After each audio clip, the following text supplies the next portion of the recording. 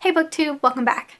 I'm Winx, and the ink I'm talking about today is sort of a general New Year's reading update, saying goodbye to the books of 2016 and hello to the books of 2017. So from 2016, I have a few statistics on my reading, as well as a few of my favorite reads that I picked out from the year.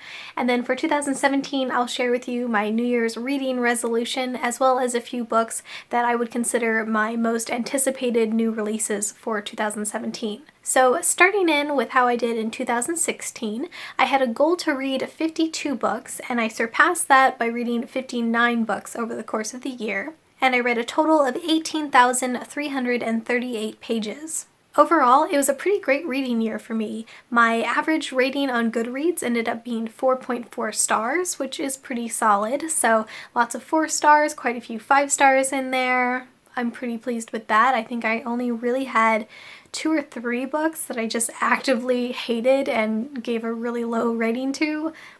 Overall, I was very happy with it. And because of that, there was just no way for me to pick a favorite from the year.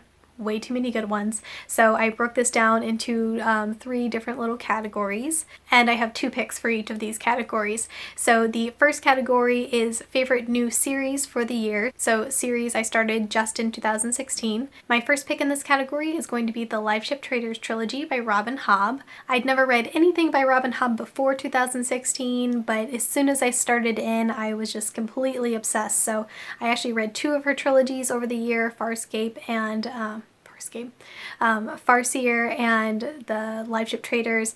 I ended up liking the Live Ship Traders even more than Farseer, even though I love them both, but if I have to pick one, gonna go with Live Ship.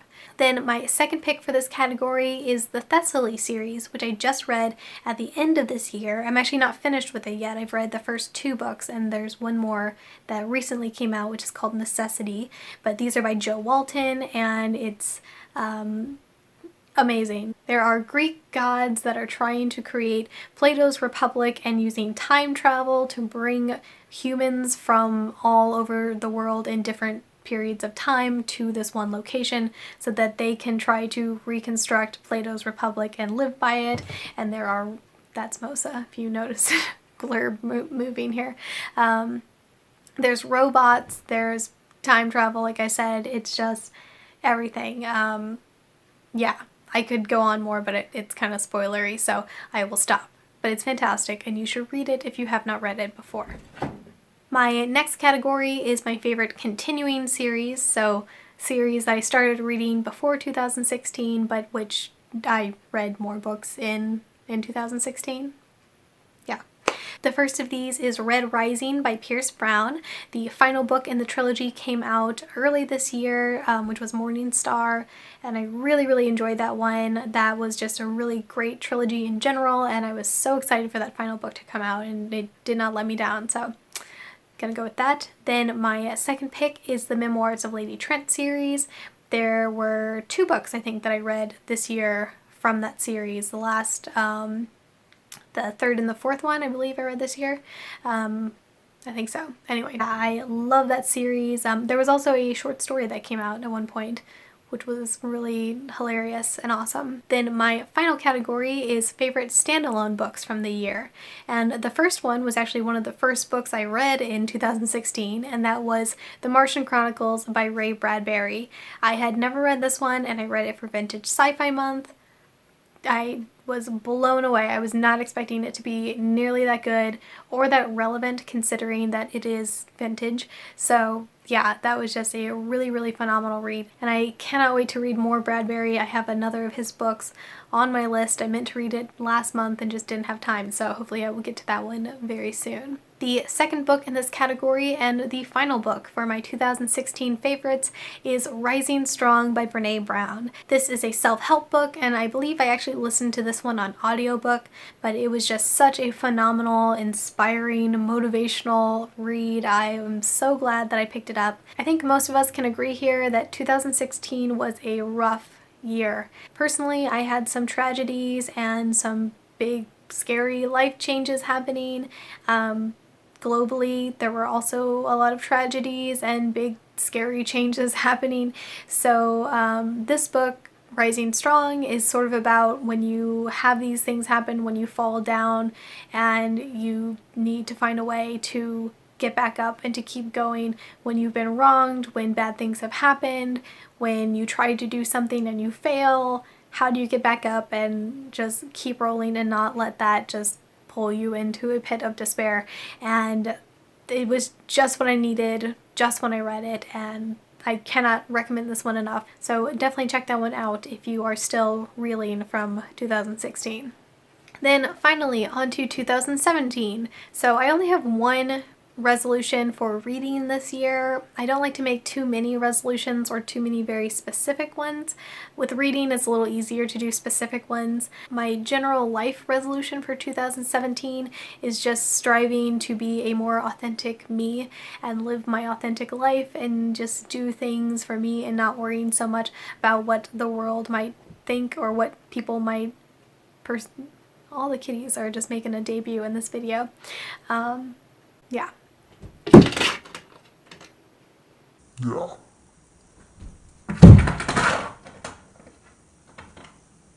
But basically just not worrying so much about what people might think and instead putting that energy into being myself and going out and daring greatly and doing the things that I want to do to live my best life, etc., etc., etc. Hashtag authenticity.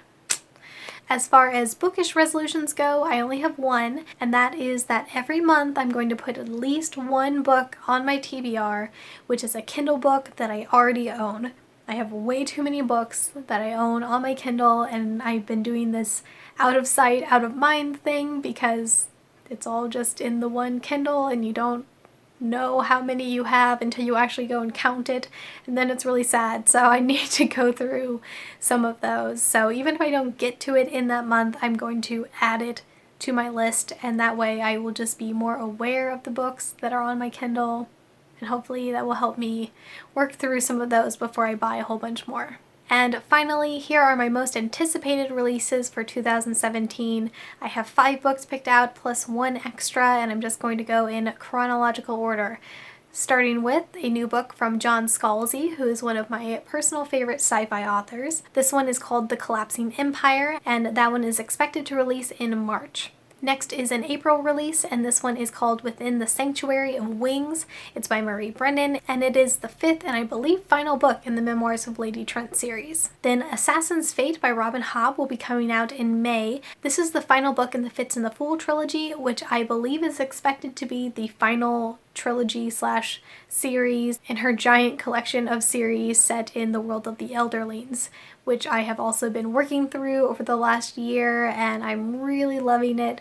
So it's exciting to know that there's a new book coming out in it, even if it's the last one, and even if I haven't even started the trilogy that it's in. I'm excited. Then in June, there's a new book coming out by Laurie R. King, which is called Lockdown. This is a standalone mystery book.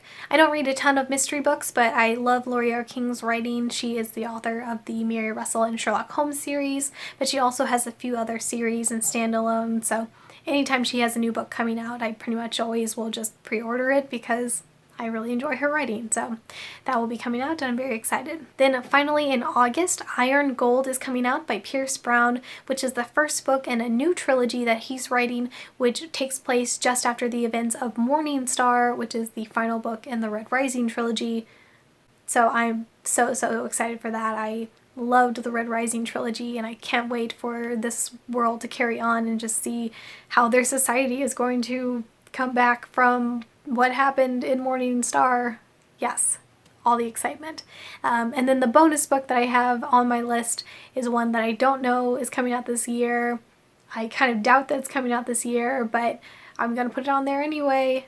Doors of Stone by Patrick Rothfuss, which is the long awaited 3rd book in the Kingkiller Chronicles trilogy. Cannot wait for it. Cross my fingers every year. Put it on the list every year. One year it will happen, and I will be so excited.